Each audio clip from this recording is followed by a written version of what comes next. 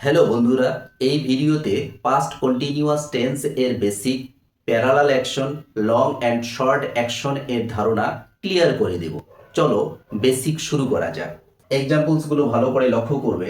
Number 1, I, he, she, Ram was doing the work.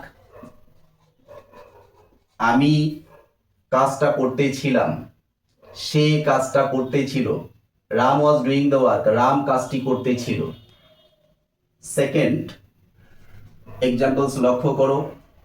We, you অথবা they were doing the work. এখন দেখো, হি, she, I, Ram, এটা কি subject? এই সাবজেক্টের পরে কি বসানো হয়েছে? ওয়াজ। তারপর কি V1 এর সাথে আইএনজি যুক্ত করা হয়েছে। তারপর অবজেক্ট বা আদার্স। অর্থটা দেখো, I was doing the work, আমি কাজটি করতেছিলাম। She was doing the work, সে কাজটি করতেছিল। He was doing the work, সে কাজটি করতেছিল। Ram was doing the work, Ram কাজটি করতেছিল। এখন সেকেন্ড এক্সাম্পলসটা লক্ষ্য করো। সাবজেক্ট কি আছে এখানে? We, you, they were doing the work. We were doing the work, আমরা কাজটি করতেছিলাম। You were doing the work, তুমি বা তোমরা কাজটা করতেছিলে। They were doing the work, তারা কাজটি করতেছিল। এখন এই যে কোথায় আমরা ওয়াজ বসিয়েছি এবং কোথায় ওয়ার বসিয়েছি, এটা জানার জন্য পার্সনটা আমি একটু লিখে দিচ্ছি। দেখো লক্ষ্য করো, পার্সন তো তিনটি, তাই না? First person, second person and third person. First person কি? এদের আবার সিঙ্গুলার এবং প্লুরাল হবে, সিঙ্গুলার প্লুরাল। লক্ষ্য করো, ফার্স্ট পার্সন সিঙ্গুলার কি? আই, এই আই এর পরে কি বসে? ওয়াজ। প্লুরাল কি? উই, উই এর পরে কি বসে? ওয়ার। সেকেন্ড পার্সন হচ্ছে ইউ, এই ইউ এর পরে কি বসে? ওয়ার। সেকেন্ড পার্সন প্লুরালও ইউ, এই ইউ এর পরে কি বসে? Were. Third person singular he, she, Ram, it অথবা যে কোনো সিঙ্গুলার নাম্বার, এরপরে কি বসে? ওয়াজ। থার্ড পার্সন প্লুরাল কি? দে অথবা যে কোনো প্লুরাল নাম্বার, এরপরে কি বসে? ওয়ার। এখানে দেখো এক্সাম্পলে সাবজেক্টে আমি কি লিখেছি? I, he, she, Ram. That means I কি? First person singular number. He, she, Ram কি?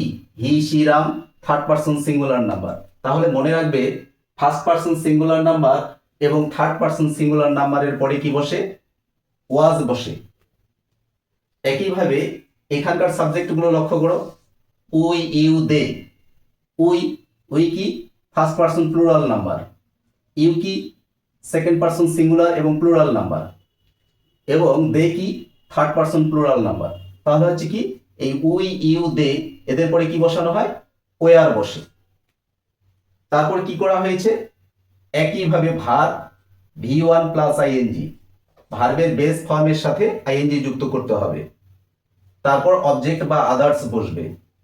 তাহলে এখন অর্থটা দেখো, I was doing the work, আমি কাজটা করতেছিলাম।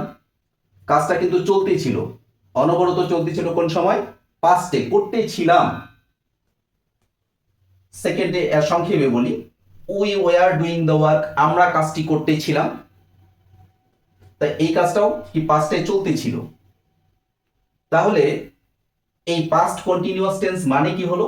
Past continuous tense, past continuous tense equal অতীতে, অতীতে কোনো কাজ, কোনো কাজ চলতেছিল, চলতেছিল।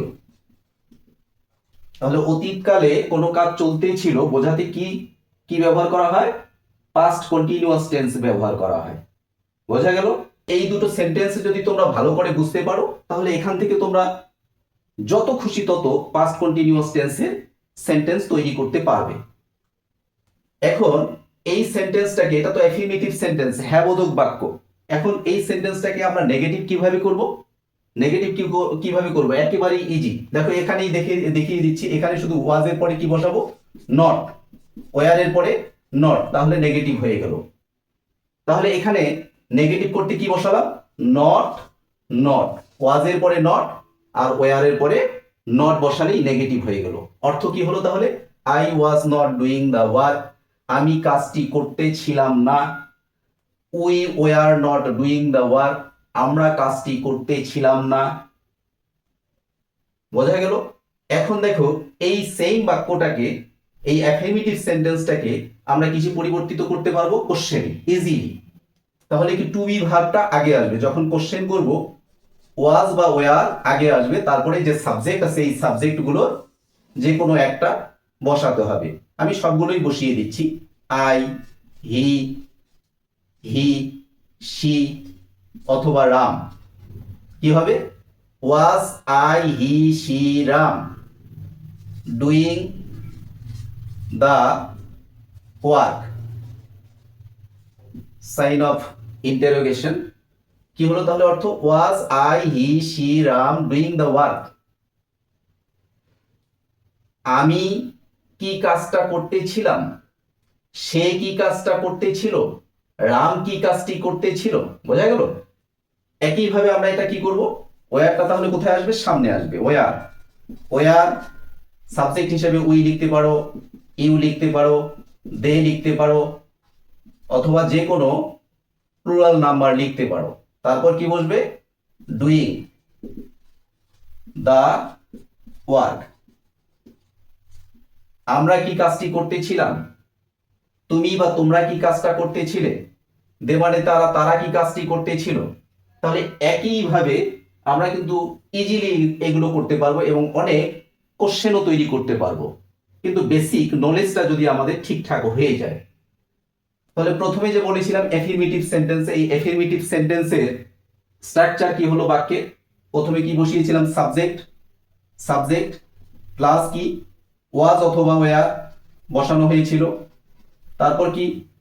প্লাস V1 প্লাস আইএনজি, ভার্বের সাথে আইএনজি যুক্ত করা হয়েছে। তারপর অবজেক্ট বা আদার্স বসানো হয়েছে। এটা কি হলো তাহলে? Affirmative sentence. অ্যাফার্মেটিভ সেন্টেন্সের স্ট্রাকচার। নেগেটিভে কি পার্থক্য ছিল? ওয়াজ ওয়ারের সঙ্গে শুধু নট ইউজ করেছিলাম। তাহলে এখানে হচ্ছে স্ট্রাকচার কি হবে নেগেটিভে?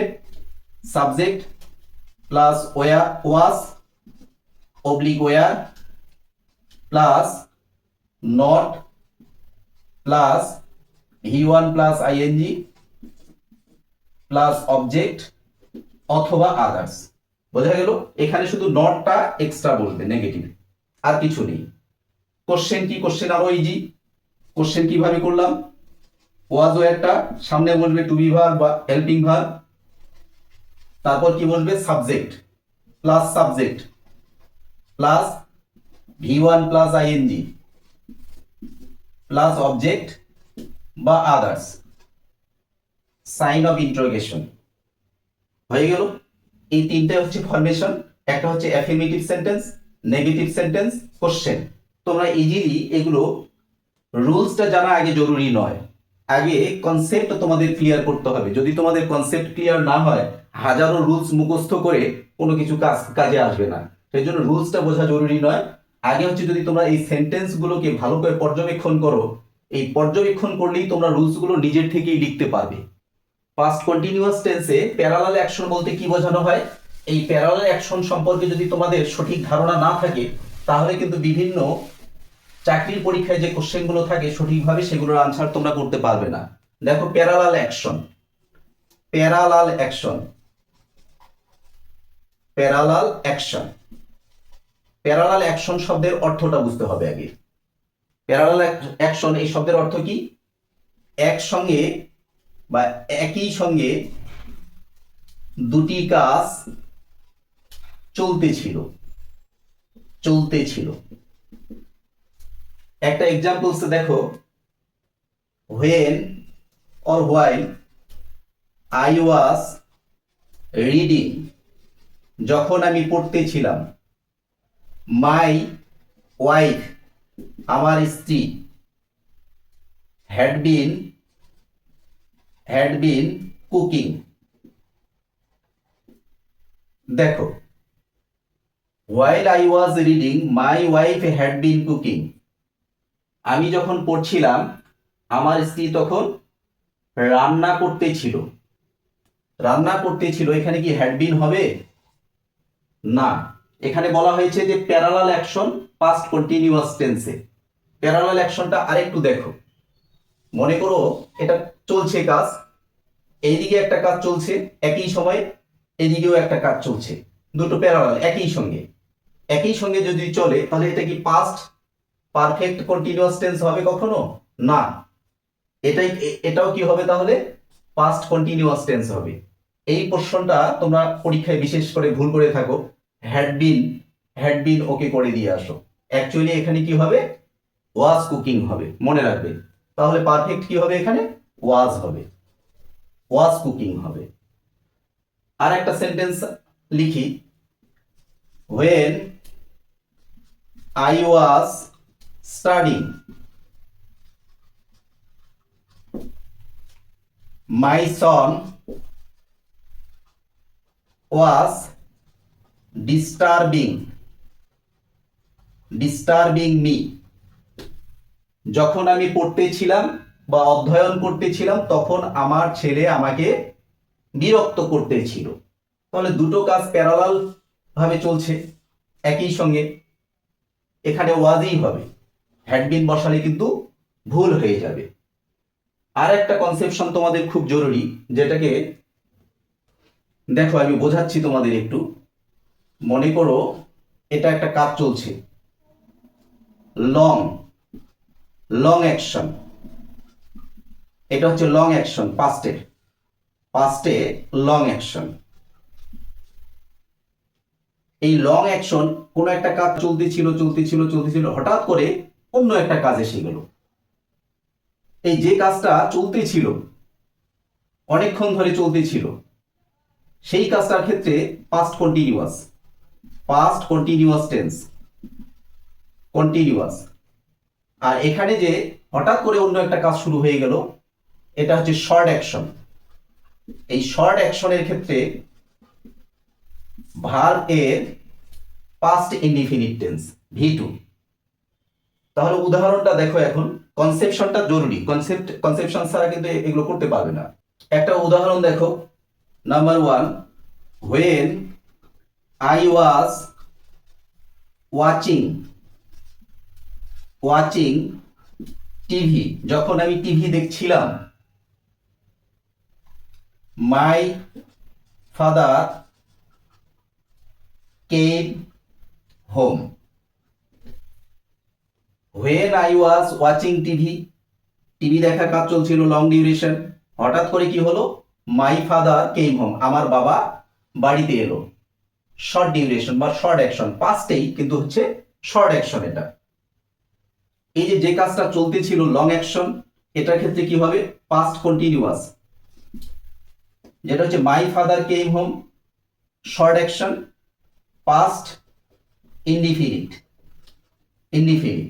মনে রাখবে, এইভাবে তোমরা হাজারো সেন্টেন্স তৈরি করতে পারবে। কিন্তু এখানে অনেকেই তোমরা ভুল করো কি, when I was watching TV my father had come করে রাখো অনেকেই। এই যে এখানে যদি হ্যাড বসিয়ে কাম করো তাহলে কিন্তু হবে না, পাস্ট পারফেক্ট হয়ে যাচ্ছে।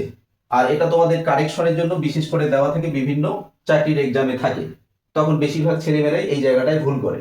এইভাবে তোমরা অনেক সেন্টেন্স লিখতে পারবে। Number 2, when she was cleaning the room she found a silver coin। এখানে লক্ষ্য করো, when she was cleaning the room she found a silver coin। সে রুমটা পরিষ্কার করতেছিল আর হঠাৎ করে কি হলো? সে একটা সিলভার কয়েন খুঁজে পেল। লং ডিউরেশন, ক্লিনিং এর কাজ চলছিল, হঠাৎ করে কি হলো? সে একটা সিলভার কয়েন খুঁজে পেল।